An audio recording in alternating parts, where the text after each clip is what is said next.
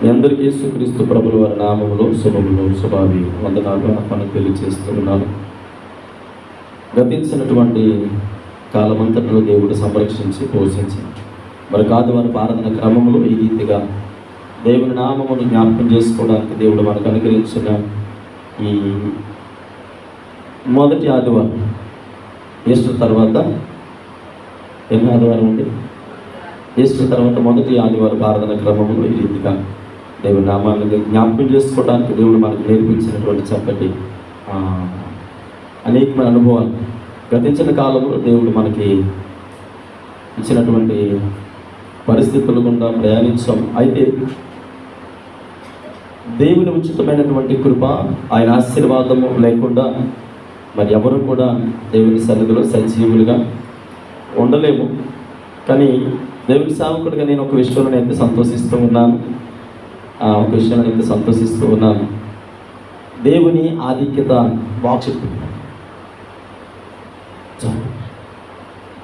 వీటి సమయాన్ని క్షణాన్ని చూడలేని వారి లోకంలో చాలామంది ఉంటూ ఉన్నారు. కానీ మనం అయితే సజీవులుగా ఉంటూ దేవుని ఆరాధించడానికి వచ్చాము. చాలామంది సమయం ఉన్నప్పటికీ దేవుని మందిరానికి రాలేకపోతూ ఉన్నారు. గతించిన ఆదివారము లేదా బిఫోర్ 40 days ఎన్నో కోరికలతో, ఎన్నో ఆశలతో, గొప్ప తృష్ణ కలిగి దేవుని సన్నిధిలో అత్యాశక్తితో భక్తిని ప్రారంభించారు. మంచిది. కాకపోతే శుక్రవారం రాత్రి తెలియజేసినట్లుగా ఆ భక్తి అనేది అలానే ఉండాలి, చల్లారిపోకూడదు. నేటి అనేటువంటి అంశం మీద మనం మాట్లాడుకున్నాం శుక్రవారం నాడు. నేటి వరకు మీరు ఏదైతే క్రమాన్ని పాటించారో, నేటి వరకు ఏ క్రమాన్ని అయితే కొనసాగించారో, ఆ క్రమము అనేది క్రైస్తవ విశ్వాస జీవితంలో చల్లారిపోకూడదు. ఎప్పుడైతే భక్తి చల్లారిపోతుందో ఆటోమేటిక్గా ఆధ్యాత్మికంగా పతనావస్థలోకి వెళ్ళిపోయామని అర్థం. కనుక మన భక్తి జీవితంలో మొక్కుబడిగా చేసేదానికంటే దేవుని కొరకు ప్రయాసపడేటువంటి బిడ్డలుగా మనం ఎప్పుడైతే ముందుకు ప్రయాణం చేస్తామో మన ద్వారా దేవుడు ఉన్నతమైన కార్యం చేయడానికి అవకాశం ఉంది. అందుకని గతించిన ఆదివారము ప్రతి మందిరములో, ప్రతి స్థలమందు ఎక్కడ చూసినా కొన్ని రకాలైనటువంటి ప్రసంగాలు. ఏంటా ప్రసంగాలు అని అంటే, గతించిన ఆదివారం అంతా కూడా ఏ ప్రసంగాలు? యేసుక్రీస్తు ప్రభుల వారు సజీవుడిగా తిరిగి లేచారనే ప్రసంగమే వింటాం. ఎందుకు యేసు ప్రభు వారు లేవలసి వచ్చింది? ఎందుకు యేసు ప్రభు వారు లేవలసి వచ్చింది? ఆయన సజీవుడు కనుక మనుషులుగా మనల్ని కూడా సజీవులుగా లేపుతారని నిదర్శనంగా ఆయన ఒక చూచి నుంచి వెళ్ళిపోయారు. ఆయన ఏది కూడా చేయకుండా మనకి చెప్పలేదు. పూర్వపు ప్రవచనాలు కానీ లేదా మనము పాత నిబంధన కాలంలో ఉండేటువంటి ప్రవక్తల వాక్యాలు కానీ మనం గమనిస్తే ఏ ప్రవచనము కూడా నిరర్థకము కాదు అని కొత్త నిబంధన కాలంలో జ్ఞాపకం చేసుకుంటూ ఉన్నాం. ఒక దైవజనుడు అంటాడు, ఒక సున్నా కానీ పొల్లి కానీ తప్పిపోదు. ఎందుకంటే ఆయన మాటలో అంత శక్తి ఉంది. ఆయన మాట సెలవీగా సమస్తమును కలిగిను అని జ్ఞాపకం చేసుకుంటున్న మనము ఈనాడు ఆయన మాటకు లోబడలేనటువంటి స్వభావాలు కలిగిన వారు. ఎందుకు దేవునికి లోబడలేకపోతూ ఉన్నాము అని అంటే, ఆచరణ వేరు, ఆచారము వేరు. మన జీవితాలు మనమే కాదు, లోకంలో చాలామంది అలానే అక్కడే ఆగిపోతూ ఉన్నారు, ఆచారం దగ్గరే ఆగిపోతూ ఉన్నారు. ఎందుకయ్యా భక్తి జీవితం చేస్తున్నారంటే ఇది ఆచారం అండి అని చెప్పరు, కానీ అలానే చేస్తారు. సో తర్వాత అయిపోయిన తర్వాత మరి ఏంటి ఆగిపోయారు ఏంటంటే, చాలా పనులు ఉన్నాయండి, అదొకటే కాదు కదా మాకు. మీరంటే మీకు అదే వృత్తి, మీకు అదే పని కనుక మీరు అలా చేస్తారు, మాకు అలా చేయలేము, మాకు అంత తీరుబాటుగా లేము అంటే అది ఆచారం అనాలా, ఆచరణ అనాలా? ఆచరణ అంటే ఆయన ఏమన్నారంటే, ఆచరణ అంటే యేసుక్రీస్తు ప్రభుల వారు పాత నిబంధన కాలంలో మనం జ్ఞాపకం చేసుకుంటున్నప్పుడు విశ్రాంతి దినము ఎవరైతే, నాకు వినిపించట్లేదు, బాక్స్ పెంచండి కొంచెం. విశ్రాంతి దినములు ఎవరైతే నిర్లక్ష్యంగా పాటిస్తారో వాడు శాపగ్రస్తుడు అన్నాడు. అది యేసుక్రీస్తు ప్రభులు అంటే ఆయన వాక్యం ద్వారా వెలువడినటువంటి పరిస్థితులు. అంటే విశ్రాంతి దినాన్ని ఆచరించలేనప్పుడు అది శాపగ్రస్తులతోనే. ఎవరు శాపగ్రస్తులు? దేవుని క్రమాన్ని పాటించలేని వారు శాపగ్రస్తులు. కనుక ఉదయకాల సమయంలో మనం జ్ఞాపకం చేసుకోవాలి, దేవుని సన్నిధానములో ఎవరైతే నిర్లక్ష్యంగా వ్యవహరిస్తారో వారు ఖచ్చితంగా దేవుని సన్నిధిలో శాపగ్రస్తులుగానే ఉంటారు. మరి మనము కూడి వచ్చాం కదా, దేవుని సన్నిధిలో మనకు ఉండేటువంటి ఆశీర్వాదాలు ఏంటి, ఎందుకు దేవుని క్రమాన్ని మనం కొనసాగించాలి అని ఆలోచన చేస్తే చూడండి, మనం జ్ఞాపకం చేసుకున్న యేసుక్రీస్తు ప్రభుల వారు లేచినటువంటి విధానమును జ్ఞాపకం చేసుకునొచ్చు మన భక్తి జీవితంలో మరి ప్రపంచమంతా కూడా ఏమని సెలవిస్తుందనంటే, ఏమని మాట్లాడుతుందంటే, యేసు ప్రభు వారు చాలా ఉన్నతమైన వాడండి, ఆయన ప్రపంచానికి ఒక చక్కటి దిక్సూచిగా చూపించి వెళ్ళిపోయారు అని మాట్లాడుతూ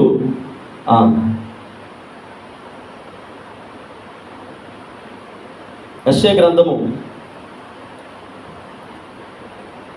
25వ అధ్యాయం 7-8 వచనాలు మనం జ్ఞాపకం చేసుకుంటే, యెషయా గ్రంథము 25వ అధ్యాయము 7-8 వచనాలు చదవండి. సమస్త జనముల ముక్కులను పట్టుచున్న ముసుగును, సమస్త జనముల మీద పరచబడిన తెరను ఈ పర్వతం మీద ఆయన తీసివేయును. అదన్నడులో ఉండకుండా మరణమును ఆయన నింగివేయును. ప్రభువైన యెహోవా ప్రతి వాని ముక్కు మీది వాక్కు బిందువులను తుడిచివేయును.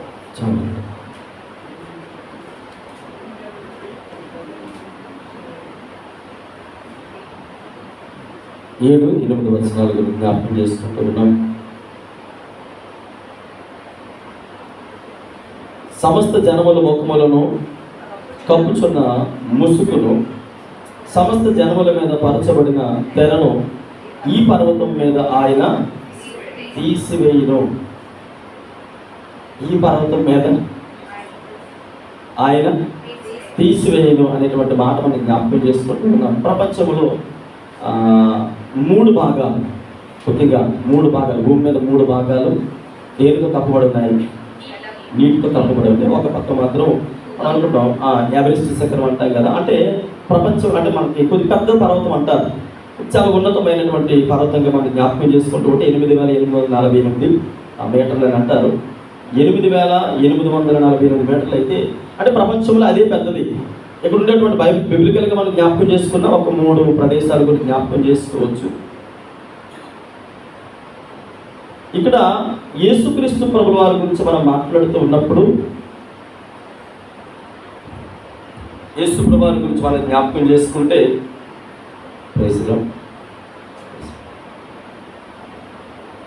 యేసుక్రీస్తు ప్రభుల వారిని సిలువ వేసినటువంటి పర్వతం ఏదైతే ఉందో, యేసు ప్రభు వారిని సిలువ వేసినటువంటి పర్వతం గొల్గొతా పర్వతం. ఆ పర్వతం గురించి ఎందుకు మనము జ్ఞాపకం చేసుకుంటూ ఉన్నామనంటే, ప్రపంచంలో ఉండేటువంటి పర్వతాల్లో ఉన్నతమైనటువంటి పర్వతంగా పిలువబడే ఎవరెస్ట్ శిఖరం కావచ్చు, లేదా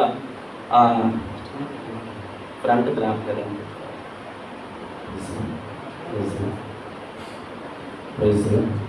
చిన్న దేవుని హల్లెలూయా హల్లెలూయా దేవుని స్తోత్రం హల్లెలూయా దేవుని స్తోత్రం hallelujah hallelujah praise the lord. Thank you sir, sorry అండి. ఇక్కడ దైవజనుడు తెలియజేస్తున్నటువంటి పర్వతము ఏ పర్వతము అదంటే గొల్గొతా పర్వతము. పాత నిబంధన కాలంలో పరిచయం చేయబడినటువంటి పర్వతం గురించి మనం ఆలోచన చేస్తే ప్రపంచంలో అనేక పర్వతాలు ఉన్నాయి, ఒకదానిని మించి ఒకటి ఉంది. కానీ గొల్గొతా పర్వతం గురించి ఈయన పరిచయం చేస్తూ ఉన్నాడు. ఎందుకు ప్రపంచంలో ఈ పర్వతానికి ఉండేటువంటి ప్రత్యేకత ఏంటి, ఈ పర్వతానికి ఉండేటువంటి స్పెసిఫిక్గా దైవజనుడు ఎందుకు ఇలా తెలియచాలనుకుంటూ ఉన్నాడు అంటే, ఇక్కడ చూడండి 7వ వచనం చదువుతూ ఉన్నాను. సమస్త జనముల ముఖముల మీద కప్పుచున్న ముసుగును, సమస్త జనముల మీద పరచబడిన తెరను ఈ పర్వతం మీద ఆయన తీసివేశాడు. అంటే ఈరోజు మనం జ్ఞాపకం చేసుకునేటువంటి ఎవరెస్ట్ శిఖరం ఏదైతే ఉందో అది 8,848 అడుగులు ఎత్తైనటువంటి పర్వతమైన, అంటే ప్రపంచంలో ఈ పర్వతానికి మాత్రమే ఎందుకంత ప్రాధాన్యత, అనగా కల్వరి పర్వతం లేదా గొల్గొతా పర్వతానికి ఎందుకంత ప్రాధాన్యత అంటే ప్రపంచంలో ఇన్ని ప్రదేశాలు ఉన్నాయి కదా, చాలా చారిత్రాత్మకమైనటువంటి ప్రదేశాలు ఉన్నాయి, లేదా ఎవరెస్ట్ శిఖరం ఉంది, ఇలా ఇన్ని ప్రదేశాలు ఉంటుండగా, ఇన్ని పర్వతాలు ఉంటుండగా ఈ పర్వతాన్ని మాత్రమే ఎందుకు దైవజనుడు ప్రత్యేకించి పరిచయం చేస్తూ ఉన్నాడు, లేదా దేవుడు దాన్ని మాత్రమే ఎందుకు ఎన్నుకోవాలి, ఎందుకు దేవుడు ఏర్పాటు చేసుకున్నాడు అని ఆలోచన చేస్తే బైబిల్ గ్రంథంలో కొన్ని ఆధారాలు లేదా చరిత్రకారులు కొన్ని ఆధారాలు మనకు పరిచయం చేస్తూ ఉన్నారు. చూడండి, ఇక్కడ మనం జ్ఞాపకం చేసుకుంటున్నప్పుడు మొట్టమొదటిగా సమస్త జనముల మోకములు కప్పుచున్న ముసుగులు, సమస్త జనముల మీద పరచబడిన తెరను ఈ పర్వతం మీద ఆయన తీసివేస్తును.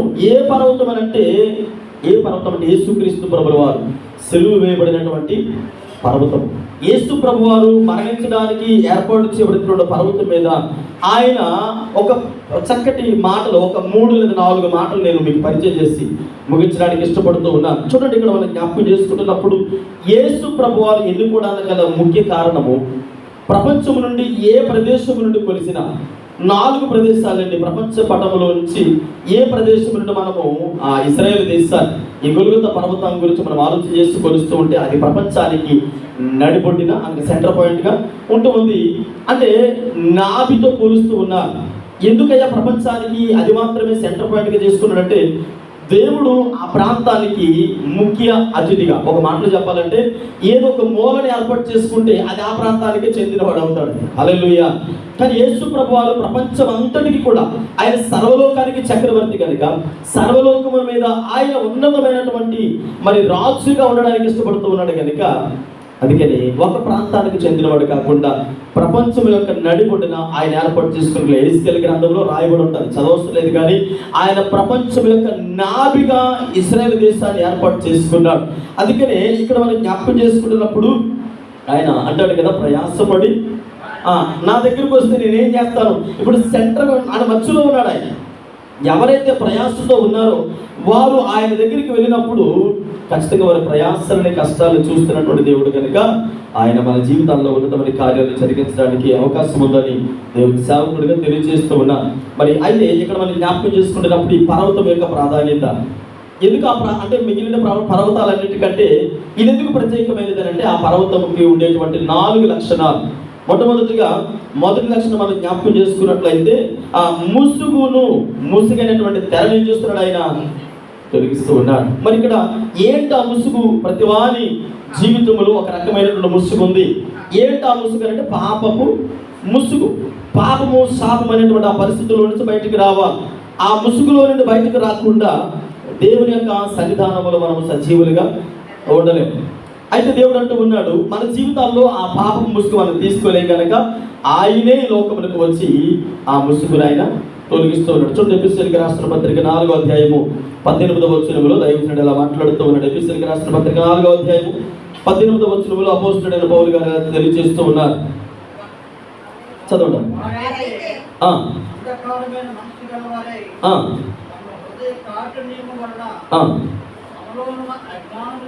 అజ్ఞానము చేత వేరుపరచబడిన వారై చాలండి. ఇక్కడ వారైతే అంధకారమైన మనస్సు గలవారై, హల్లెలూయా. ఏ మనస్సుతో ఉన్నారట? వారైతే అంధకారమైన మనస్సు గలవారై తమ హృదయ కాఠిన్యం వలన తమలోనున్న అజ్ఞానము చేత దేవుని వలన కలుగు జీవములో నుండి వేరుపరచబడిన వారి తమ మనస్సులకు కలుగు వ్యర్థత అనుసరించి నడుచుకొనుచున్నారు. ఎందులో ఉన్నారంటే అజ్ఞానము చేత.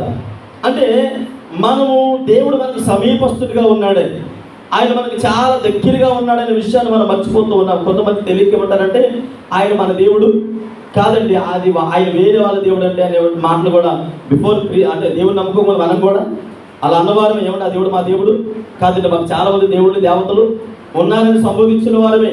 యేసుక్రీస్తు ప్రభుల వారు సర్వలోకానికి చక్రవర్తి అని ఎందుకు జ్ఞాపకం చేసుకుంటూ ఉన్నాం? ఆయనతో మనకు ఉండేటువంటి సంబంధం ఏంటి? ఆయనతో మనకున్నటువంటి స్నేహభావం ఏంటంటే ఒక మాటలో చెప్పాలంటే మన కొరకు తన ప్రాణమును సైతం ఇవ్వడానికి వచ్చారు కనుక ఈరోజు ఆయన ప్రఖ్యాతిగాంచినటువంటి వ్యక్తిగా జ్ఞాపకం చేసుకుంటూ ఉన్నాం. చూడండి, ఇక్కడ జ్ఞాపకం చేసుకున్న మరొక మాట అదే ఎఫెసీయులకు రాసిన పత్రిక 3వ అధ్యాయము 5-6 వచనాల్లో ఇలా తెలియజేస్తూ ఉన్నారు. ఈ మర్మమిప్పుడు ఆత్మ మూలముగా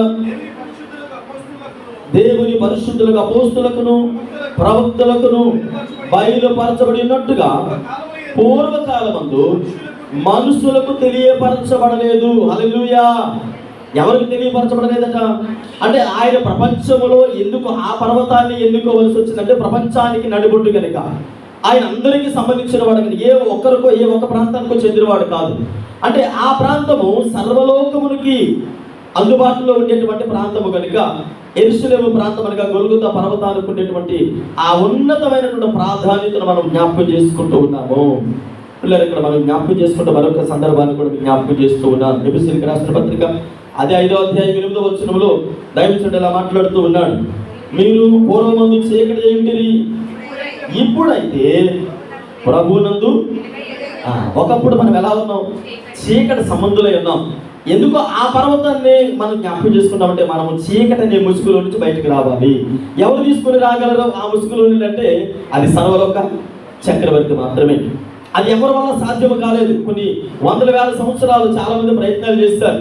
వారిని వారు దేవుళ్ళుగా ప్రకటించుకున్నారు, వారిని వారు వేరే ప్రకటించుకున్నారు. కానీ అంటే వారందరూ కూడా కాలగర్భంలో కలిసిపోయారు. కానీ యేసుక్రీస్తు ప్రభుల వారే ప్రపంచానికి ప్రఖ్యాతిగాంచినటువంటి వ్యక్తిగా, చరిత్రకారుడిగా, దేవుడిగా ఆయన తనను తాను పరిచయం చేసుకున్నటువంటి విధానము అప్పటికప్పుడు పరిచయం చేసుకున్నటువంటి పరిస్థితులు అయితే కాదు. మీరు చూడండి, ఇప్పటికీ కూడా చాలా సందర్భాల్లో నేను ఎప్పుడు అనుకుంటే ఈ మధ్య కాలంలో ఒకసారి అలా వెళ్తున్నప్పుడు లక్కీ షాపింగ్ దాటిన తర్వాత లెఫ్ట్ సైడ్ ఒక పెద్ద బిల్డింగ్ కనపడుతుంది.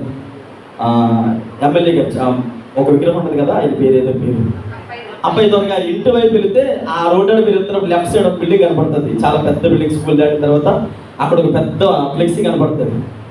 ఆ ఫ్లెక్సీ చూసినప్పుడు అక్కడ ఒక రకమైన ఆరాధన జరుగుతూ ఉంది.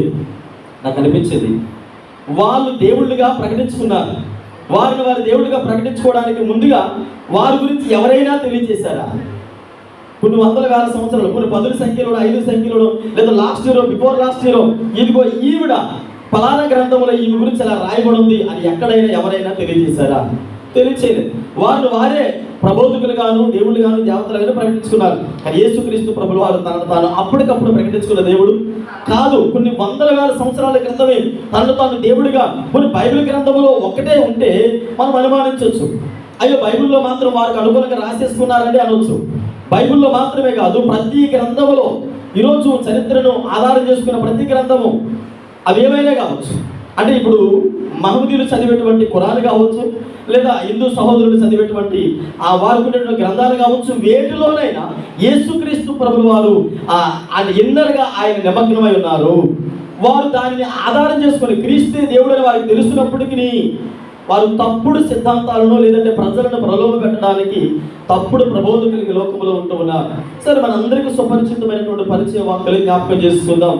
మానవాళ్ళు పాప ప్రక్షాళన జరగాలంటే మనం అనుకుందాం, వారం కోవలోకి వెళ్ళి ఆలోచన చేద్దాం.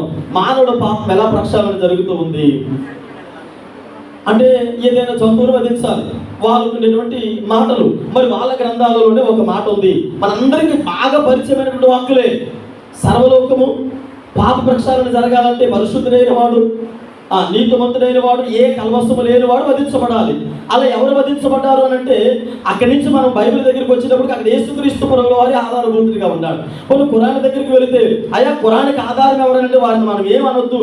అయ్యా మీ ఖురాన్ ఉంది కదా, దానికి ఆధారం ఎవరనంటే మన ఆది పితరుడైన అబ్రహాం అని అంటారు. మరి అబ్రహాములోనికి వచ్చినప్పుడు వారు ఏమంటారో తెలిసి యేసుక్రీస్తు ప్రభువు వారు ఉన్నారంటే ఆయన యేసు ప్రభు వారు అని కాదు, కానీ ఆయన మహమ్మద్ ప్రవక్తకి ఈయన ప్రవక్త అంటారు, మహమ్మద్ని దేవుడు అంటారు, యేసు ప్రభు వారిని ప్రవక్త అంటారు. అంటే ఏదో ఒక విధంగా యేసు ప్రభు వారిని వారు అనగదొక్కడానికి, అంటే దాచివేయడానికి ప్రయత్నాలు చేస్తున్నారు. కానీ యేసు ప్రభు వారు ప్రతి గ్రంథంలో నిమగ్నమై ఉన్నారు. హల్లెలూయా, హల్లెలూయా.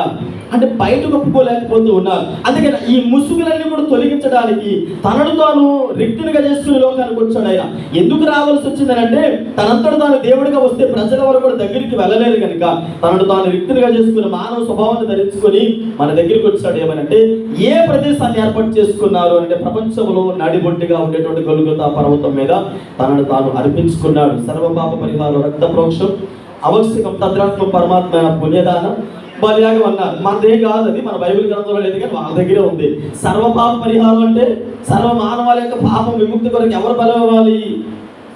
సర్వపాప పరిహారం, రక్త ప్రోక్షం. ఆ రక్తం అనేది ఒక పశువుల ద్వారానో, గువ్వల ద్వారానో, ఆవుల ద్వారానో అర్పిస్తే అయ్యేది కాదు. కానీ అది ఆ రోజు అర్పించి సాయంత్రానికి చక్కగా విందు చేసుకొని పూజించేస్తాం. మరుసటి రోజు మరలా మామూలు అయిపోద్ది. కానీ బైబిల్ తెలియజేస్తుంది, నీవు క్రీస్తు రక్తములో కడగబడిన పరిశుద్ధుడైన వాడు, నీతిమంతుడైన వాడు ఆయన సిలువ ఆ రక్తము కిందకి ఎవరైతే ప్రయాణం చేస్తారో వారి మీద మరి ఎన్నడూ పాపం అనే ముసుగు ఇక ఉండదు. అంటే పాపం ముసుగుల నుంచి మనం బయటపడాలి అంటే అది క్రీస్తు ద్వారా మాత్రమే సాధ్యమని దైవజనుడు తెలియజేస్తూ ఉన్నాడు. చూడండి, ఎబ్రిల్కి రాసిన పత్రిక 10వ అధ్యాయం 19వ వచనములో ఇలా వ్రాయబడింది.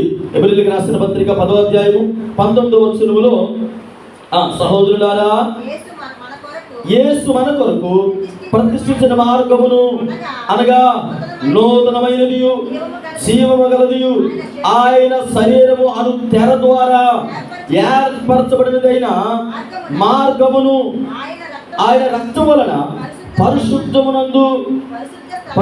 స్థలమునందు ప్రవేశించుటకు మనకు ధైర్యము కలిగి చాలు. ఒకప్పుడు మనకి ధైర్యం లేదు. ఎఫెసీయులకు రాసిన పత్రికలో పౌలు అన్నారు కదా, ఒకప్పుడు మీరు దూరస్తులు, ఒకప్పుడు మీరు శత్రువులు, ఒకప్పుడు మీరు చీకటి సంబంధులు కనుక ఇప్పుడు క్రీస్తు తను మరణము ద్వారా ఏ మరణము, ఏ ప్రదేశం అది? గొల్గొతా పర్వతం. ప్రపంచంలో చాలా పేరు ప్రఖ్యాతులు సంపాదించిన పర్వతాలు ఉన్నప్పటికీ యేసుక్రీస్తు ప్రభువుల వారు గొల్గొతా పర్వతాన్ని ఎన్నుకోవడానికి గల కారణం ప్రపంచానికి అందుబాటులో ఉండాలి.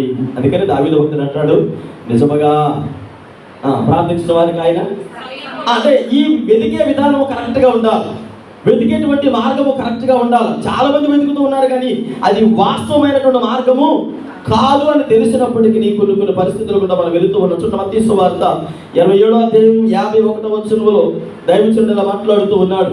అప్పుడు దేవాలయపు తెర పైనుండి క్రింద వరకు రెండుగా చినిగెను, భూమి వణికెను, బండలు బ్రదలాయెను. హల్లెలూయా.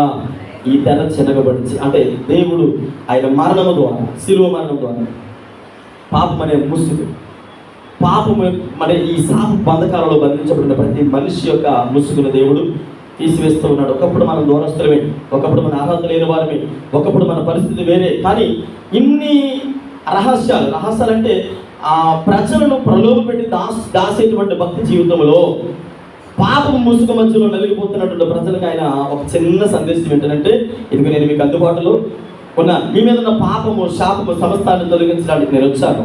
అందుకని మొట్టమొదటి ఆయన అంటాడు, జనముల మీద ఉండేటువంటి ఆ ముసుగును ఆయన తీసివేస్తూ ఉన్నాడు. చూడండి, ఇక్కడ మనం జ్ఞాపకం చేసుకునేటువంటి సమస్త జనముల ముఖములను కప్పుచున్న ముసుగును, సమస్త జనముల ముఖములను కప్పుచున్న ముసుగును, సమస్త జనముల మోకములను కప్పుచున్న ముసుగులు, పాపం అనేటువంటి ముసుగు, శాపం అనే ముసుగు, అబద్ధం అనే ముసుగు, లేదా లోకములో అనేక రకాల ప్రలోభాలైన ముసుగు, ప్రజలు ఆ మధ్యలో ఉండిపోతూ ఉన్నారు కనుక ఇన్ని బంధకాలలో ఉన్నప్పుడు ఆయన వచ్చి ఆ ముసుగును తొలగిస్తూ ఉన్నారు. తెర రెండుగా చిరిగిపోయిందని మత్తయి సువార్తలో జ్ఞాపకం చేసుకున్నాం. అంటే ఎందుకు ఈ ముసుగు తొలగించవలసి వచ్చిందంటే, ప్రధాన యాజకుడు పాత నిబంధన కాలంలో ఈనాడు ధర్మశాస్త్రాన్ని చదువుతున్న మనకు కూడా ఒక అనుమానం ఏంటంటే, ప్రధాన యాజకుడు సంవత్సరానికి ఒకసారి ఆ స్థలంలో ప్రవేశించి, అతి పరిశుద్ధ స్థలంలో ప్రవేశించి ప్రతి సంవత్సరము రక్త ప్రోక్షణ జరిగించేవారు. ఈ రక్త ప్రోక్షణ వల్ల మానవులకి ప్రక్షాళన కలగదు, పాప విమోచన కలగదు, లేదా సమస్త మానవాలు శాపము నుండి విడుదల పొందరు అని ఆయన తెలియచేయడానికి తనను తాను బలి అర్పణగా అర్పించుకున్నట్లుగా దైవజనుడైన పౌలు గారు ఎబ్రిల్కి రాసిన పత్రికలో మనకు తెలియచేసిన విధానమును జ్ఞాపకం చేసుకున్నాం. చూడండి, ఇక్కడ మొట్టమొదటిగా సమస్త మానవాళి యొక్క ముసుగును తొలగించడానికి ఆయన వచ్చాడు. రెండవది అదే యెషయా గ్రంథం 25వ అధ్యాయం 8వ వచనం. యెషయా గ్రంథం 25వ అధ్యాయము 8వ వచనం చదవడం. మరెన్నడూ ఉండకుండా మరణము చాలు. హల్లెలూయా, హల్లెలూయా. మరెన్నడూ ఉండకుండా మరణమును ఆయన మృంగివేయును. ప్రభువు యెహోవా ప్రతి వారి ముఖము మీద బాష్ప బిందువులను తుడిచివేయగా జ్ఞాపకం చేసుకుంటూ ఉన్నాం. మరణం అనేది ఉండకుండా. మీరు అడగొచ్చు, అయ్యా మరణం ఎందుకు ఉండదు, ఎప్పటికప్పుడు చచ్చిపోతున్నారు కదా. నిన్న ఒక లాయర్ గారు చచ్చిపోయారు కదా. అలా వెళ్తూ ఉన్నప్పుడు ఎక్కడ టోల్ ప్లాస్ దగ్గర ఉన్నప్పుడు లాయర్ గారు, హైకోర్టు మాజీ లాయర్ గారు అలా వెళ్తున్నప్పుడు సడన్గా సిమెంట్ బండి లారీది అది పడిపోయి చనిపోయారు కదా. ఇలా చాలా మంది చనిపోతున్నారు కదా, అన్ఎక్స్పెక్టెడ్గా తెలియకుండా. మనకు తెలిసిన వారు, సుపరిచితులు, మన బంధువులు, స్నేహితులు చాలా మంది చనిపోతూ ఉన్నారు కదా. మరి మరణం అనేది ఉండకుండా అది ఎలా సాధ్యము అని అంటే, ఈ మరణము వేరు. క్రైస్తవులకి ఎన్ని మరణాలు? 2 మరణాలు. ఒకటి భౌతికమైనటువంటి మరణము, రెండవది మన ఆత్మీయ మరణము. భౌతిక మరణం అనేది సర్వసాధారణ, అందరితో పాటుగా మనకు కూడా వచ్చేది. అది వయసుతో సంబంధం లేదు, కులమత భేదాలతో సంబంధం లేదు, ఆ తర్వాత మనకు ఉండేటువంటి శరీర దృఢత్వంతో సంబంధం లేదు, ఆ తర్వాత మనకు ఉండేటువంటి బలముతో సంబంధం లేదు, ఏది కూడా హెచ్చుతగ్గుల సంబంధం లేదు. కానీ మరణం అనేది భౌతికంగా అందరికి వచ్చేదే. అదే సమయంలో ఎలా వస్తుంది ఎవరు కూడా తెలియదు. కానీ ఆత్మీయ మరణం అనేది ఒకటి ఉంది. అది ఖచ్చితంగా ఏరి కోరి వచ్చేది. ఒక్కొక్కరిని వీళ్ళు అర్హులా కాదా అంటే ఆత్మీయ మరణం అనేది వీళ్ళు జీవాలకు చెందినవారా, నిత్య నాశనానికి చెందినవారా, నిత్య జీవాలకి చెందినవారు. అక్కడ ఆ మరణం అనేది చాలా భయంకరమైనది. అందుకని ఈ మరణం అనేది మన జీవితంలో మరి ఉండకుండా ఈ మరణాన్ని తీసివేయడానికి వచ్చాడు ఆయన. ఒకటి, పాపం ముసుగు తొలగించడానికి వచ్చాడు. అది ఈ లోకంలో ఎవ్వరి వలన సాధ్యము కాదు. ఎన్ని ప్రయత్నాలు చేసినా, ఎన్ని ప్రదేశాలు తిరిగినా, ఎన్ని విధాలుగా మనము పరిగెత్తుకుని వెళ్ళినా ఈ పాప ముసుగుని శాపాన్ని తొలగించిన వాడు ఒకే ఒక్కడు, ఆయనే మనం ఆరాధించేటువంటి యేసుక్రీస్తు ప్రభువువారు. ఒకప్పుడు మన పరిస్థితి వేరైనా ఇప్పుడు ఆయన మనల్ని విడిపించాడు, సజీవుల లెక్కలో ఉంచాడు, పాప ముసుగుని తీసివేసి పరిశుద్ధులుగా మార్చాడు, ఆయన నీతివంతులుగా మార్చాడు. రెండవది, మరణం ఉండకుండా చేస్తాడు వాగ్దానం ఇస్తున్న ఆయన. ఇక్కడ మనం జ్ఞాపకం చేసుకుంటే నెలంతా కష్టపడ్డాం అనుకోండి, ఏమొస్తుంది? జీతం ఖచ్చితంగా వస్తుంది. నెలంతా కష్టపడుతూ వస్తుంది. మరి మన బ్రతుకు దినాలన్నిటిలో కూడా దేవునికి అనుకూలంగా ఉండకుండా పాపం చేసిన వాడికి ఏమొస్తుంది? వారికి కూడా జీతం వస్తుంది. దాని పేరే మరణము. ఈ మరణము ఖచ్చితంగా ఒకానొక రోజు దేవుని సన్నిధిలో లెక్క ఒప్ప చెప్పవలసినటువంటి సమయాన్ని ఏ మరణానికి చెందిన వారిని చూడండి. వాక్య భాగం చదువుకుందాం. ఒక వాక్య భాగం చదువుకుందాం. ప్రకటన గ్రంథము 21వ అధ్యాయము 4వ వచనం చదవండమ్మా. ఆయన వారి కన్నులు ప్రతి బాష్ప బిందువును తుడిచివేయును, మరణము ఇక ఉండదు, దుఃఖమైనను ఏడుపైనను వేదనైనను ఇక ఉండదు. మొదటి సంగతులు గతించిపోయినవి, సింహాసనములో నుండి వచ్చిన గొప్ప స్వరము చెప్పుట వింటిని. ఇదే మరణము రెండవ మరణానికి ముందు. భౌతికంగా మొదటి మరణం అయిపోయింది, అందుకని మొదటి సంగతులు గతించిపోయినవి. మొదటి సంగతులు గతించిపోయినవి అంటే ఈరోజు బ్రతికి అంటే మనం ఇలా సజీవుల లెక్కలో ఉన్నాము కనుక సర్వసాధారణంగా మనందరికీ ఒక మాట జ్ఞాపకం చేస్తాను. చాలా సందర్భాల్లో మీకు పరిచయం ఏంటంటే, ఎవరైనా చనిపోయినప్పుడు భూస్థాపన కార్యక్రమానికి వెళ్ళినప్పుడు దశలోకి రాసిన పత్రిక మొదటి దశలోకి అనుకుంటే అదేమంటే 4:11 చదువుకుంటే, ఎందుకనంటే అయ్యా సజీవులుగా నిలిచేటువంటి వారు అందరూ జాగ్రత్తగా ఉండాలి. చనిపోయిన వారు ఎలాగో చనిపోయారు. దేవుని రాకడ కడబూరు శబ్దంతో మధ్యాకాశంలోనికి వచ్చినప్పుడు సమాధులు తెరబడిన తర్వాత మొదట ప్రభువునందు నిద్రించిన వారు మొదట వాళ్ళు లేస్తారు. ఆ మీదట సజీవులమైన మనకు ఆయన అన్ని చూసుకొని ఎలిజిబిలిటీయా కాదా, వీళ్ళు అర్హులా కాదా అని చూసుకొని అప్పుడు మనల్ని తీసుకొని వెళ్తారు. మరి మీరు అడగొచ్చు, మరి వాళ్ళు అదృష్టవంతులు కదంటే. వాళ్ళు ఏం అదృష్టవంతులు కాదు, వాళ్ళు వెళతారంతే.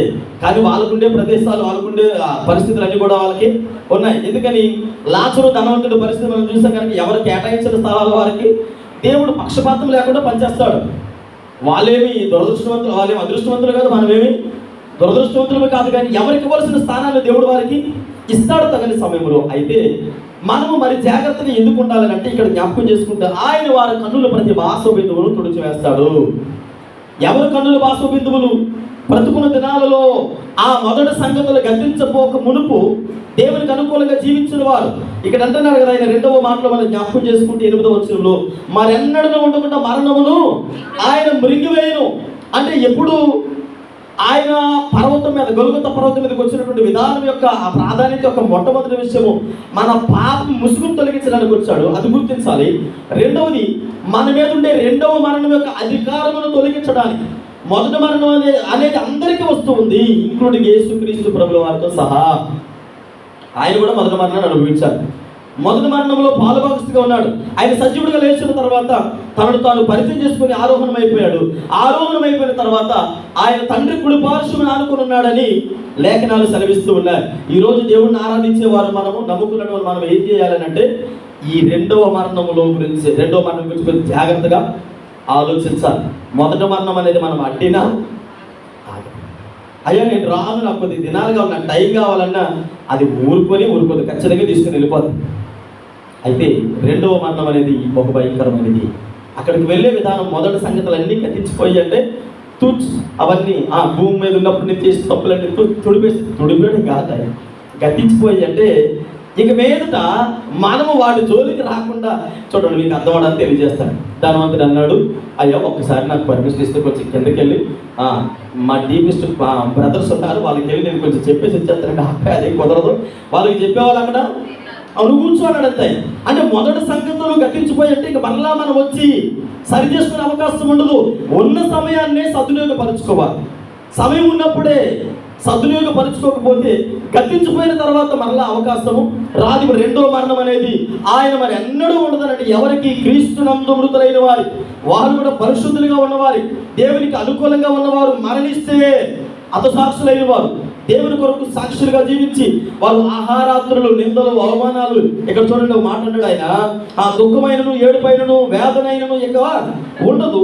మొదటి సంగతులు గతించిపోయినవి, సింహాసనములో నుండి గొప్ప స్వరము చెప్పగా ఆ స్వరము మనం లెక్కడిగినప్పుడు ఖచ్చితంగా దేవుని సన్నిధులు చెప్పాలి. చిన్న మొదటి కొరింథీయులకు రాసిన పత్రిక 15:54 అంటాడు ఆయన, ఈ క్షయమైనది అక్షయతను ధరించుకున్నప్పుడు, ఈ మర్త్యమైనది అమర్త్యతను ధరించుకున్నప్పుడు విజయవంతు మరణము మురిగివేయబడను అని వ్రాయబడిన వాక్యము.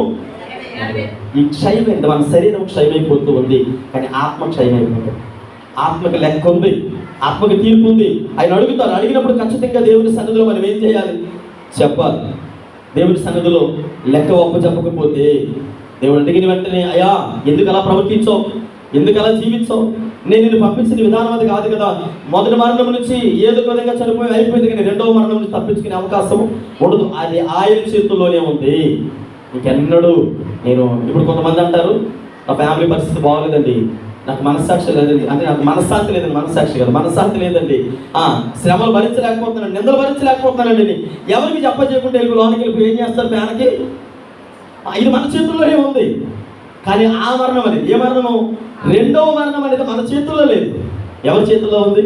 దేవుని చేతుల్లో ఉంది. కనుక మరెన్నడూ తప్పించుకునే అవకాశం లేదు. కనుక చూడండి, ఇక్కడ మనం జ్ఞాపకం చేసుకుంటే గొల్గొతా పర్వతం మీద ఆయన మరణించడానికి గల రెండవ కారణం, మన జీవితంలో రెండవ మరణం నుండి మనల్ని కాపాడడానికి. రెండవ మరణం అనేది ఒక భయంకరమైనది, ఉగ్రత పాత్ర చేతబట్టుకుని మనల్ని ఆయన ఆహ్వానిస్తూ ఉన్నాడు. ఎవరైతే నీతిమంతులుగా దేవునికి అనుకూలస్తులుగా ఉన్నారో వారి జీవితాలు దీవెనకరమైనటువంటి నిత్యరాజ్యంలో చేర్చబడతాయి. ఎవరైతే ఇహలోకమందు ఉన్నప్పుడు దేవునికి అనుకూలంగా జీవించరో ఆ రెండవ మరణం దగ్గర ఖచ్చితంగా దొరికిపోతాం. అక్కడ బహు భయంకరమైనటువంటి పరిస్థితులు ఉన్నాయి. చూడండి, హోషేయ గ్రంథం 11వ అధ్యాయము 14వ వచనములో దైవజనుడు ఇలా మాట్లాడుతున్నాడు, అయినను పాతాళ వశములో నుండి నేను వారిని విమోచించును, మృత్యువు నుండి వారిని రక్షించును. ఓ మరణమా నీ విజయము ఎక్కడ? ఓ మరణమా నీ ముళ్ళు ఎక్కడ? పశ్చాత్తాపము నాకు పుట్టిందనడా పుడదనడా? చూడండి 13వ చదవండి హోషేయ గ్రంథము. అయినను పాతాళము వశములో నుండి నేను వారిని విమోచించును, మృత్యువు నుండి వారిని రక్షించును. ఓ మరణమా నీ విజయం ఎక్కడ? ఓ మరణమా నీ ముళ్ళు ఎక్కడ? ఇక్కడ చూడండి, ఈ మరణం ఎన్నో మరణము. కొరింథీయులకు రాసిన పత్రికలు కూడా ఇదే మాట ఉంటుంది. ఇదే మాట మనం జ్ఞాపకం చేసుకుంటాం. మొదటి కొరింథీ రాసిన పత్రిక 15:54 నుండి 58 వచనంలో ఇదే మాట కనబడుతుంది. అది క్రీస్తు శరీరమందు పొందినటువంటి మరణము. అనగా మొట్టమొదటి మాట జనుల మీద ఉన్నటువంటి ముసుగును తొలగించడానికి పొందిన మరణము. కానీ ఈ మరణము మన మీద ఉన్న ముసుగును తొలగించడానికి కాదు, రెండవ మరణములో నుండి మనల్ని విడిపించడానికి. పాతాళములోకి ఎప్పుడు వెళ్తాం? మనము చనిపోయిన తర్వాత పాతాళములోకి వెళ్తాం. అంటే పాతాళములో నుండి రప్పించగలిగినటువంటి సామర్థ్యం కలిగిన దేవుడు ఎవరైనా ఉన్నారంటే అది మనం ఆరాధించేటువంటి యేసయ్య మాత్రమే. హల్లెలూయా. ఇప్పుడు పాతాళ వశములో ఉన్న మనల్ని ఏం చేస్తాడైనా? తీసుకొని వస్తాడు. వారిని తీసుకుని రాగలిగినట్టు. అందుకనే గుర్తెరగాడిగిన ధనవంతుడు అంటాడు, అబ్రహామా కొంచెం నా గురించి ఆలోచించవా, కొంచెం రికమెండేషన్ చేయవా అంటాడు అంతే. ఇక్కడ చూడండి, ఈ రెండవ మరణము బహు భయంకరమైనది. పాతాళ వశములో ఉండేటువంటి మన పరిస్థితులు చాలా జాగ్రత్తగా ఆలోచించాలి. తర్వాత ప్రకటన గ్రంథం 7వ అధ్యాయం 17వ వచనంలో చదివితే, ప్రకటన గ్రంథం 7వ అధ్యాయం 17వ వచనంలో యాలయనగా సింహాసనం మధ్యుండు గొర్రెపిల్ల వారికి కాపరి అయి జీవజలములు బుగ్గల యొద్దకి వారిని నడిపించును. దేవుడే వారి కనుల నుండి ప్రతి బాష్ప బిందువును తుడిచివేయు. చాలండి, హల్లెలూయా. రెండవ మరణం నుండి విడిపించినటువంటి దేవుడు ప్రతి బాష్ప బిందువును తుడిచివేస్తాడు. మన కనుల నుంచి ప్రతి బాష్ప బిందువును తుడిచివేసి ఆశీర్వాదకరమైన పరిస్థితుల్లోకి మనలను నడిపించడానికి ఇష్టపడుతున్నాడు. ఆయన గొల్గొత పర్వతాన్ని ఎందుకని అక్కడ వృద్ధి చెందడానికి, అక్కడ వర్ణించడానికి గల కారణం ఒకటి, ప్రజల మీద ఉన్నటువంటి పాపం ముసుగుని తీసివేయడానికి. రెండవ మరణం నుండి మనలను విడిపించడానికి. మూడవ మాట జ్ఞాపకం చేస్తున్నాం. యెషయా గ్రంథము 25వ అధ్యాయం 8వ వచనములో ప్రతి వారి ముఖం మీద బాష్ప బిందువులు తుడిచివేయును అనే మాట మనము జ్ఞాపకం చేసుకుంటున్నాం. ప్రతి వారి ముఖం మీద బాష్ప బిందువులు ఆయన తుడిచివేయు. యెషయా గ్రంథము 35వ అధ్యాయము 10వ వచనంలో చదివితే ఇలా మాట్లాడుతూ ఉన్నాడు. వారి తలల మీద నిత్యానందముండును, వారు ఆనంద సంతోషములు గల వారై వచ్చెదరు. దుఃఖమును నిట్టూర్పును ఎగిరిపోనట్టు. దుఃఖము నిట్టూర్పు ఎక్కడ ఎగిరిపోతాయి? చూడండి, కొన్నిసార్లు చిన్నపిల్లలు ఏడుస్తూ ఉంటారు. ఏడుస్తున్నప్పుడు ఏదైనా బాధ వచ్చి కోపం వచ్చి తల్లిదండ్రులు ఏం చేస్తారు, తల్లి కానీ తండ్రి కానీ కోపం వచ్చి మొత్తం తర్వాత బాధేసినప్పుడు ఒక మూలకు ఏడుస్తూ ఉంటారు. ఏడుస్తుంటే అప్పుడే ఆ రోడ్డు మీద నుంచి ఐస్ క్రీమ్ అంటే వెళ్ళేది అనుకోండి. ఆడేం చేస్తాడు, ఐస్ క్రీమ్ శబ్దం చేస్తాడు. బెల్లైతే అలా ముగించగానే వీడి చెవిలో పడుతుంది. అప్పుడు దాకా కనీ లేకపోతుంది. కానీ కావాలంటాడు. ఏం కావాలరా అంటే 7 బాక్స్ మళ్ళీ ఏడుస్తుంది. అప్పుడు సరే అని చెప్పి 10 రూపాయలు తీసాడు, చేతికి ఇచ్చామనుకోండి, ఇలా మొత్తం తుడిసేసుకొని ఏం చేస్తాడు, పరుగుని వెళ్ళి ఐస్ క్రీమ్ తీసుకొని వచ్చి, అవునా కదా? అంటే ఇప్పుడు ఏమైంది ఏడుపంతా నేను అంటాను. అప్పుడు దాకా ఎలా వచ్చాట, ఇప్పుడు ఏడుస్తున్నాడు కదా అంటే ఏడుపు ఎగిరిపోయింది. ఏం చూడగానే ఐస్ క్రీమ్ చూడగానే ఏడుపు అనేది ఎగిరిపోయింది. ఈరోజు మనకి రెండవ మరణం నుండి తప్పించబడిన వారు ఏమి ఎగిరిపోతుందో తెలుసా? ఎందుకు ఎగిరిపోతారంటే అది భయంకరమైనటువంటి నిత్య నరకానికి ఆహుతి కాకుండా, నిత్య నరకంలోకి వెళ్ళిపోకుండా సజీవులుగా పాతాళంలో ఉన్న మనల్ని తీసుకుని వచ్చి ఆయన నిత్య రాజ్యానికి వారసులుగా ఎప్పుడైతే మనల్ని ప్రకటన చేస్తాడో అప్పుడు మనలో ఉండే వేదన, దుఃఖము, బాధ అంతా కూడా ఎగిరిపోతాయి. అంటే దేవుని సన్నిధానంలో ఆయన ఆ ప్రదేశాన్ని, గొల్గొత పర్వతాన్ని ఎన్నుకోవడానికి గల కారణము ఎందుకనంటే, మూడవది మన ప్రతి బాష్ప బిందువులను తుడిచివేయడానికి ఆయన ఇష్టపడుతూ ఉన్నాడు. చూడండి, అదే యెషయా గ్రంథము 54వ అధ్యాయంలో 4వ వచనంలో ఇలా మాట్లాడుతూ ఉన్నాడు. ఆయన 54వ అధ్యాయము 4వ వచనంలో, భయపడకము, నీవు సిగ్గుపడనక్కరలేదు, అవమానమును తలంచుకము, నీవు లజ్జపడక్కర్లేదు, నీవు నీ బాల్య కాలపు సిగ్గును మరిచెదవు, నీ నిందలకి మీద జ్ఞాపకము చేసుకొనువు. హల్లెలూయా, హల్లెలూయా. అపవాదిగాడు ఇప్పుడు మన జీవితాల్లో ఎన్ని విధాలుగా ప్రలోభాలు పెడుతూ ఉంటాడంటే, నువ్వు భక్తి చేస్తున్నావు, నువ్వు ప్రార్థన చేస్తున్నావు, నువ్వు వాక్యం చదువుతున్నావు, నువ్వు దేవుని మందిరంలో భక్తి చేయడం ఏంటి, ఇవన్నీ కూడా అంటే యోబుని పరీక్షించినట్లుగా రకరకాలుగా మన ప్రలోభాలు పెడుతున్నప్పుడు మనం అనుకుంటాం, నేను భక్తి పరుని ఏంటి అని సొంకర వారి దేవుని మందిరానికి వచ్చినప్పుడు అంటాం, అయ్యా నీ వైపు చూడడానికి కనులెత్తుకైనా నేను యోగ్యురాలు కాదయ్యా అని ప్రార్థన చేసిన మనము ఒకానొక సమయంలో దేవుడు మన భక్తిని, మన యొక్క సహవాసమును మెచ్చి, నీకుండేటువంటి ఆ దేవుడితో ఉండేటువంటి బంధాన్ని మెచ్చి దేవుడిని ఎప్పుడైతే ఆ రెండవ మరణంలో తప్పించి తన చెంతను చేర్చుకుంటాడో అప్పుడు అపవాదిగాడు నీ మీద వేసిన నిందలు కానీ, అపవాదిగాడు నిన్ను పెట్టినటువంటి ప్రలోభాలు కానీ, లేదా నీవు అంతకు ముందు పడినటువంటి వేదనకరమైన పరిస్థితులు అన్నీ కూడా తొలగిపోయి ఎట్టి గొప్ప సంతోషంలో ఉంటావంటే ఆయన అంటాడు కదా, ఇక్కడ నువ్వు సిగ్గుపడవలసిన అవసరము లేదు. సరే, మన గురించి మనం ఆలోచన చేద్దాం. వ్యక్తిగతంగా ఎన్నో దినాలుగా అనేక రకాల పరిస్థితుల గురించి ఎదురు చూస్తూ ఉన్నారు. అది ఉద్యోగం కావచ్చు, లేదా రకరకాల ప్రార్థన సమాధానాల కోసం కావచ్చు, దేవుని సన్నిధిలో ఎదురు చూస్తూ ఉన్నారు. అయితే అనేక మంది అనేక రీతిగా మాట్లాడుతూ ఉండొచ్చు, ఇక జీవితంలో జరగదు, ఇంక నువ్వు ఎంతకాలంలో ఎలాగే ఉంటావు అని రకరకాలుగా మాట్లాడుతున్నప్పుడు కొద్దిపాటి వేదనకరమైన హృదయంతో ఉంటాం దేవుని సన్నిధిలో. 10 మందిలో నవ్వుతూ ఒంటరిగా ఉంటే ఏడుస్తున్నటువంటి పరిస్థితులు ఉన్నప్పుడు ఎప్పుడైతే దేవుడు మనం ఊహించిన దానికంటే, ఆశించిన దానికంటే గొప్ప కార్యాలు చేస్తాడో అప్పుడు ఈ దుఃఖము, వేదన సమస్తమును మనం సిగ్గుపడినటువంటి అవన్నీ కూడా తొలగిపోయి 10 మందిలోకి వచ్చి ఎంత గర్వంగా చెప్తామంటే, నా దేవుడు నా జీవితంలో కార్యం చేశాడు అంటే సిగ్గుపడవలసిన అవసరత లేదు అని మాట్లాడుతున్నాడు. అంటే మనం సిగ్గుపడకుండా ఆయన మనల్ని ఏం చేస్తూ ఉన్నాడు, తలెత్తుకుని ఇలా చేయడానికి ఆయన గొల్గొత పర్వతాన్ని ఎన్నుకున్నాడు. అది ఒక ప్రాంతానికి కొంతమంది మాత్రమే చెందినది కాదు. చూడండి, అదే యెషయా గ్రంథం 30వ వచనంలో చదివితే ఇలా మాట్లాడుతున్నాడు ఆయన, సియోనులో యెరూషలేములోని ఒక జనము కాపురం ఉండెను, జనమా నీవికి నేమాత్రమున కన్నీళ్లు విడువు. ఆయన నీ మొర్ర విని నిశ్చయముగా నిన్ను కరుణించును.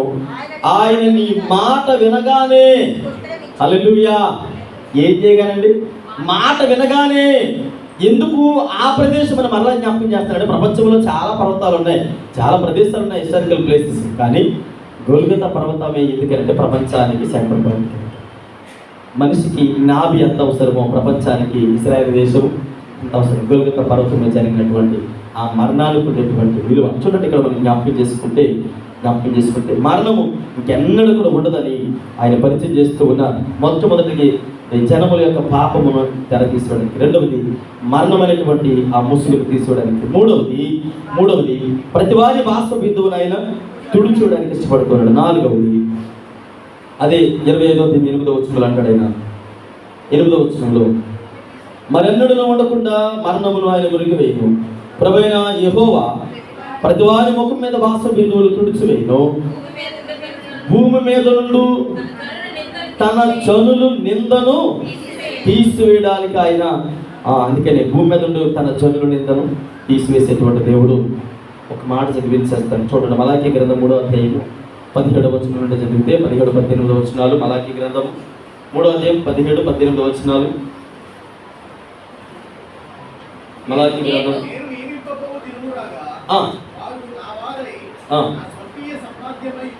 నేను నియమింపబోవు దినము రాగా వారు నా వారై నా స్వకీయ సంపాద్యమైందురు. తండ్రి తన్ను సేవించే కుమారుని కనికరించినట్టు నేను వారిని కనికరించునని సైన్యములకు అధిపతి యెహోవా సెలవిస్తున్నాడు. అప్పుడు నీతి గలవారెవరో, దుర్మార్గులెవరో, దేవుని సేవించేవారెవరో, దేవుని సేవించని వారు ఎవరో. ఈ మాట కొద్దిగా ఆలోచించాలి. ఒకటి, ఆయన రావడానికి గల కారణాలు 4 కారణాలు. ప్రపంచంలో చాలా హిస్టారికల్ ప్లేసెస్ ఉన్నాయి, కానీ గొల్గొతా పర్వతాన్ని ఎందుకు ఎన్నుకున్నాడు అంటే అది ప్రపంచానికి సెంటర్ పాయింట్ కనుక. అయితే మొట్టమొదటిది మానవాళి యొక్క పాపం అనే ముసుగును తొలగించడానికి ఆ పర్వతాన్ని ఎన్నుకున్నారు. రెండవది మనము జ్ఞాపకం చేసుకుంటే మరణము, రెండవ మరణాన్ని మనకు దూరం చేయడానికి ఎన్నుకున్నారు. మూడవది ప్రతివాని బాష్ప బిందువులు, నింద, అవమానము అవన్నీ తొలగించడానికి. నాలుగవది భూమి మీద ఉండేటువంటి జనులు ఎవరైతే ఉన్నారో భూమి మీద నుండి తన జనుల యొక్క నిందను తొలగించడానికి. భూమి మీద నిందలు లేని వారు ఎవరైనా ఉన్నారా? యేసు ప్రభు వారికే తప్పలేదు నిందలు. ఈయన దయాలు వెనకాల తిప్పుకునేవాడనో, లేదంటే పాపులతో వ్యభిచారంతో తిరుగుతున్నాడనో, లేదా యేసు ప్రభు వారు మాంత్రికుడనో, రకరకాల నిందలు అనేక రీతిలుగా అవన్నీ పక్కన పెడితే అతి భయంకరమైనటువంటి నింద. యేసు ప్రభు వారు ఒకానొక సమయంలో శాస్త్రుల పరిచయులతో వారితో సంభాషణ చేస్తున్నప్పుడు, వాగ్వాదం జరుగుతున్నప్పుడు ఒక ఆయన వచ్చి అన్నాడు, మేము అక్రమంగా పుట్టిన వారిని కాదు. అంటే యేసుక్రీస్తు ప్రభుల వారు పరిశుద్ధాత్మ అభిషేకము ద్వారా పుట్టినవాడని లేఖనాలు సెలవిస్తూ ఉంటే ఎంత భయంకరమైన నింద మరియ మీద అన్నారంటే, మేము అక్రమం సంతానము కాదు అని నింద. చాలా భయంకరమైనటువంటి నింద. భూమి మీద ఉన్న జనుల మీద ఉండే నిందను తొలగించడానికి ఈ లోకానికి వచ్చినట్లు చూడగలరు. ఈరోజు ఇక్కడ కూర్చున్న మనందరి మీద ఏదో ఒక నింద ఉంది. ఫలానాన్ని మనం చెప్పలేం, కానీ బయటికి చెప్పుకోకపోయినా మన హృదయానికి, మన వ్యక్తిగత జీవితానికి తెలుసు. ఆ నింద వేసిన వారికి తెలుసు, అనుభవిస్తున్న వారికి కూడా తెలుసు. అయితే ఈ భూమి మీద ఉండేటువంటి నిందలు తొలగించడానికి ఆయన వచ్చాడు. నీ మీద ఉన్న ప్రతి నిందను, ప్రతి అవమానమును, ప్రతి పరిస్థితులను సరించడానికి ఆయన వచ్చాడని దేవుని సేవకుడిగా తెలియజేస్తూ ఉన్నాను. పిల్లలు, అందుకని ఇక్కడ ఆయన అంటాడు, నేను నియమింపబో దినము రాగా వారు నా వారై నా స్వకీయ సంపాద్యమైందురు. తండ్రి తనను సేవించు కుమారుని కనికరించినట్టు నేను వారిని ఎందుకు నిందల పాలైన వారిని ఆయన కనికరిస్తాను. అంత మాత్రం కాదు, 18వ వచనంలో అంటాడు, అప్పుడు నీతి గలవారెవరు, దుర్మార్గులు ఎవరు, దేవుని సేవించే వారెవరు, సేవించలేని వారెవరు కూడా మనము నిందలు వేయడము, ఎదుటి వారిని చులకనగా చూడడం, కొనుక్కు రావాల్సినంత, అంటే పెద్ద కష్టపడడం పని లేదు, నోరుంది కాబట్టి ఎవరి మీద ఏ నిందైనా వేసుకోవచ్చు. కాకపోతే ఇవిలాగా అక్కడికి వెళ్ళిన తర్వాత ప్రసంగి భక్తుడు అంటాడు, పక్షులు వాటిని మోసుకెళ్తాడు దేవుని సన్నిధికి, మనుషులు పట్టుకెళ్ళరు. పక్షులు మోసుకెళ్తే అవన్నీ కూడా దేవునికి తెలియజేసినప్పుడు అవన్నీ కూడా జీవగ్రంథంలో లెక్కించబడతాయి. అప్పుడు ఆయన కొంచెం చేస్తాడు. ఊరికనే ఆయన మనం అనుకుంటే యేసుప్రభువారు చనిపోయారంటే, యేసుప్రభువారు ఆయన ప్రాణం త్యాగం చేశారంటే ఊరికనే త్యాగం చేయలేదు.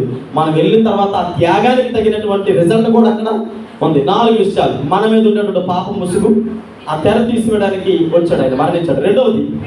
రెండవ మరణం నుండి, మొదటి మరణం నుంచి మన చేతుల్లో ఉంది, కానీ రెండవ మరణం అనేది ఆయన చేతుల్లోనే ఉంది, అది ఆయన వశములోనే ఉంది. మూడవది, మన ప్రతి బాష్ప బిందువు ఈరోజు ఏ పరిస్థితుల గురించి ఏడుస్తూ ఉన్నారో నాకు తెలియదు, కానీ వాటన్నిటిని తొలగించడానికి ఆయన సిద్ధంగా ఉన్నాడు. నాలుగవది, భూమి మీద ఉండే నిందలన్నింటిని తొలగించే సామర్థ్యం ఆయనకు మాత్రమే ఉంది. నిందలు పడినంత మాత్రాన మనందరం చెడ్డవారిని కాదు. ఏడుస్తూ బాధపడుతూ కుమిలిపోతూ ఉంటారు అంటారు కదా, నేను ఎంత మాట్లాడో తెలిసింది, ఏం పర్వాలేదు, వీటన్నిటికీ లెక్క చూసేవాడు ఒకడు ఉన్నాడు. ప్రార్థన చేసుకుందాం.